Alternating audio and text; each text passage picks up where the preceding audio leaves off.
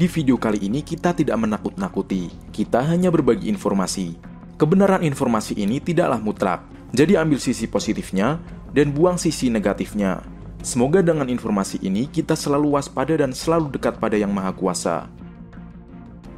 Tim peneliti Inggris dikabarkan telah mengidentifikasi ancaman tsunami di Selat Makassar, antara Pulau Kalimantan dan Sulawesi.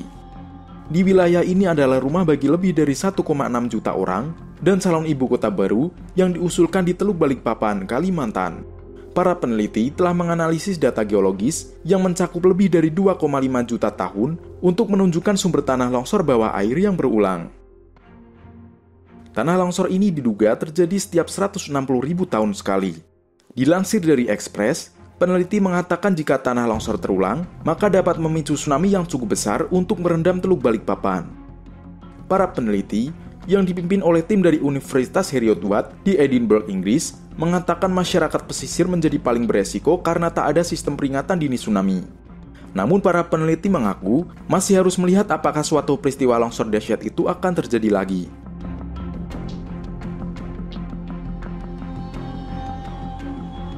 Peneliti bernama Usdi Nicholson mengatakan pihaknya masih memiliki banyak pekerjaan yang harus dilakukan untuk menilai situasi ini dengan benar. Sejauh ini, Nicholson dan timnya telah menemukan bukti setidaknya 19 tanah longsor kuno di dasar Laut Selat Makassar. Rachel Breckenridge, yang mengambil bagian dalam penelitian itu, mengaku pihaknya menemukan bukti tanah longsor terjadi lebih dari 2,5 juta tahun.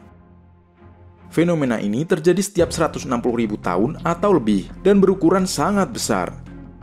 Tanah longsor terbesar terdiri dari 600 km kubik sedimen, sedangkan yang terkecil adalah 5 km kubik.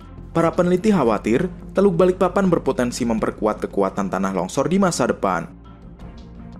Tim analisis Inggris Indonesia menerapkan fakta-fakta seismik untuk memeriksa sedimen dan strukturnya di dasar Laut Makassar. Studi ini mengungkap 19 zona unik di sepanjang Selat Persis, di mana lumpur, pasir, dan lanau jatuh ke lereng lebih jauh. Beberapa slide itu menyangkut ratusan kilometer kubik konten.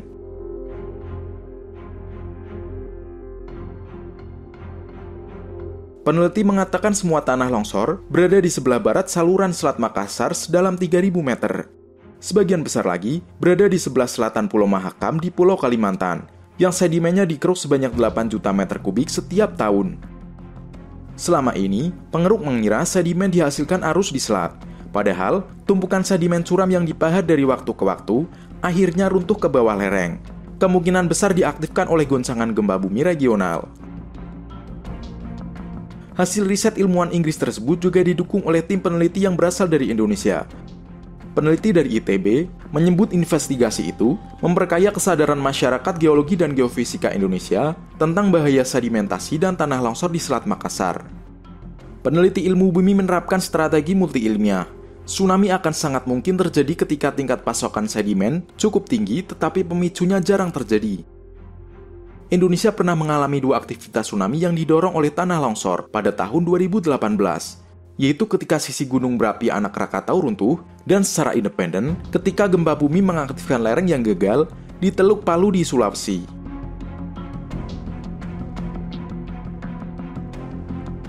Pada intinya, tsunami dapat terjadi dari sumber daya selain dari gempa megatrus dasar laut, seperti saat terjadi di Sumatera pada tahun 2004. Sebelumnya, Lembaga Ilmu Pengetahuan Indonesia atau LIPI menyebut potensi gempa yang paling tinggi di Pulau Kalimantan terletak di Kalimantan Timur, tepatnya di sebelah selatan kota Samarinda.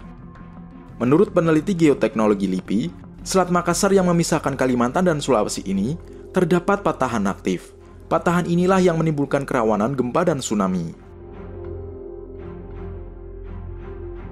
Nah, ingat informasi ini tidaklah mutlak kebenarannya. Jadi ambil sisi positifnya dan buang sisi negatifnya. Itulah video kita kali ini. Jangan lupa klik tombol like, kemudian subscribe untuk mendukung Ilmu Indonesia terus berkembang dan terus membagikan ilmu pengetahuan untuk banyak orang. Terima kasih, dan sampai jumpa di video yang lainnya.